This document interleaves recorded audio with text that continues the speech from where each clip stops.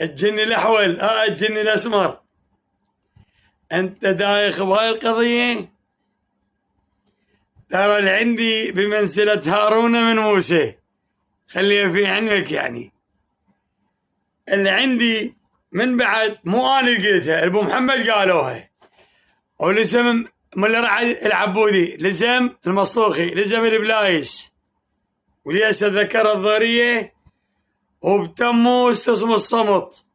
أخذ لك مرة قاعدة بغرفة وبتشول وبحي العسكري بأبو شمع، وبغرفة بتشول ما بيها سقف، لا باب، لا شباك، لا مي، لا كهرباء، لا سياج، لا مطبخ، لا صالة، سقف ماكو. سلم لي.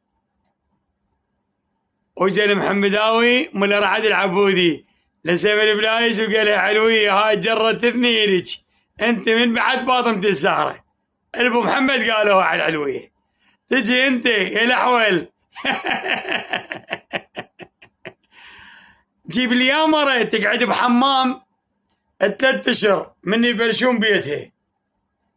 فلشوني بيتها مو بيت واحد، وقعدنا انا وحمد عين بحمام 1.20 ب1.20. تريد شهود؟ هسه اجيب لك منشأة كاملة ما شهود. زين يا مرة تقعد بمخزن مال عمارة بعمارة الشيلان بالشرطة الخامسة، يلا انا قاعد بالمثلث بالشعب مالته مخزن مال عمارة. علي الجنابي الله يرحمه قال لي السيد ماكو ناشقة، اكو مخزن مال عمارة تقعد فيه.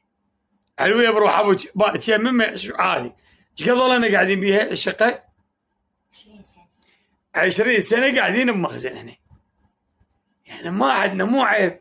جاش السؤال نقدر عليه، مع انه ما نحكي لك بالتفاصيل. خليها في علمك. تروح ليلة شلون وضعك؟ قالت بخير من الله وما تطي بيه. ليش؟ يا خير انا خوي زلمي بس ما جت بيه، ايش اسوي؟ بس انا مقابله شطيه الحب والحنان والاحترام والتقدير، والها صلاحيات رئيس دوله ما حد صلاحيات، انا مطيه صلاحيات. هسه لا تروح الطب بنص العسكر ما اهتم. مرتي اصيله واعرفها، بنت محمد سعد هاي العلويه الى ولا الي.